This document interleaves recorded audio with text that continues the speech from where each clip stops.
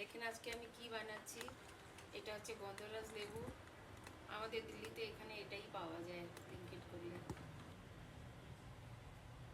আর দেবো এর মধ্যে দই দই দেবো 6 চামচ, 6 টেবিল স্পুন। দেখা যাচ্ছে এটা দুধে দেখেন দই দিয়েছি। আমার ঘরের দই আমি ঘরে জমাই রাখি এর মধ্যে, মটকার মধ্যে।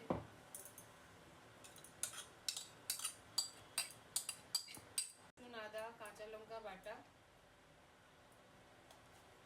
দেখা যাচ্ছে। আর দেবো গন্ধরাজ লেবু, ছেড়ে দেব।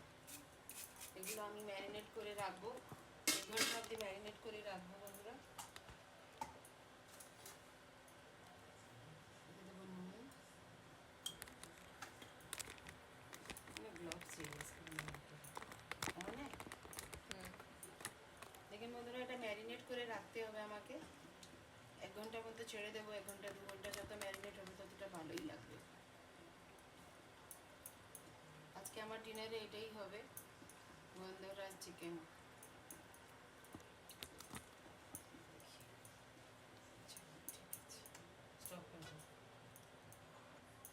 গোলমরিচ, এটা হচ্ছে সাদা গোলমরিচ পাউডার, কালো দিয়ে নিয়ে আমি এটা সাদা গোলমরিচ দিয়েছি। আর দেবো একটু এই গন্ধরাজের গ্রিন অংশটা দেবো, সাদাটা দেবো না।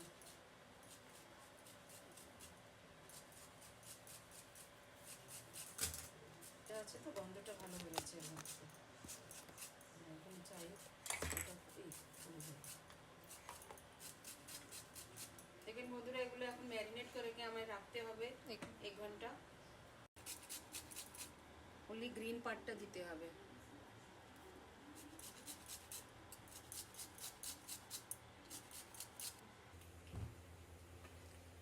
দেখেন বন্ধুরা, আমি এই যে এটা ম্যারিনেট করে রাখানো আছে গন্ধরাজ লেবুটা, হয়ে গেছে 2 ঘন্টা খানিক হয়ে গেছে। এর মধ্যে এখন আমি দেব সাদা তেল, কেননা এটা সরষের তেল দিয়ে বানাবো না, এটা সাদা তেল দিয়ে বানাবো। সাদা তেল কিংবা বাটার, একটুখানি বাটারও দেবো, তাহলে বাটারটা জ্বলে যায় এর মধ্যে।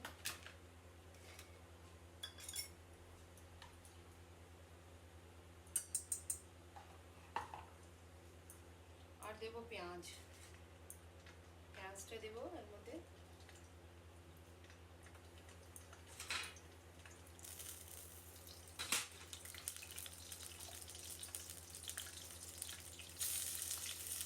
তিনটে পেঁয়াজ নিয়েছিলাম আমি, বড় বড় পেঁয়াজ 3টে নিয়েছি।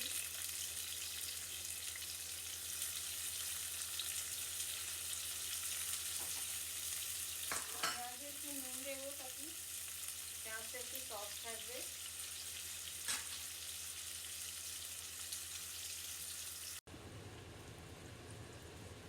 এদিকে বন্ধুরা, ম্যারিনেশন যে চিকেনটা রাখানো হয়েছিল, গন্ধটা খুব ভালো আসছে কিন্তু।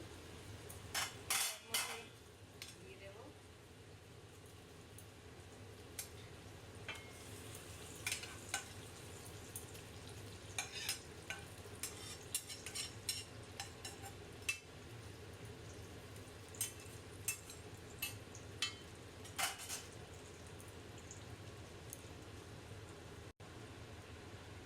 हम इसको डाल के इसमें এটা ঢাকন দিয়ে কিছু সময়তে দিয়ে দেব। দেখে বন্ধুরা, তরকারিটা হয়ে গেছে, পুরো চিকেনটা তেল ছেড়ে দিয়েছে পুরো। গন্ধরাজ লেবু চিকেনটা পুরো হয়ে গেছে এখন। আপনারা যদি এটা পরোটার সঙ্গেও খেতে পারেন, জিরা রাইস সঙ্গেও খেতে পারেন, খুব ভালো লাগবে টেস্টটা। চিকেনটাও গলে গেছে পুরো, চিকেনও গলে গেছে। আমি এতে প্রায় বোনলেস চিকেন নিয়েছি, বোনলেস চিকেন একটু ভালো হয় এটা, বানিয়ে দেখবেন আপনারা। এখন বাচ্চারা খাবে, তারাই বলবে কেমন হয়েছে। আমি আরেকটু সামান্য এর মধ্যে থেকে একটু গ্রেভিটা কম করব, কারণ অনেকটা গ্রেভি আছে এর মধ্যে, রুটির সঙ্গে খাবো।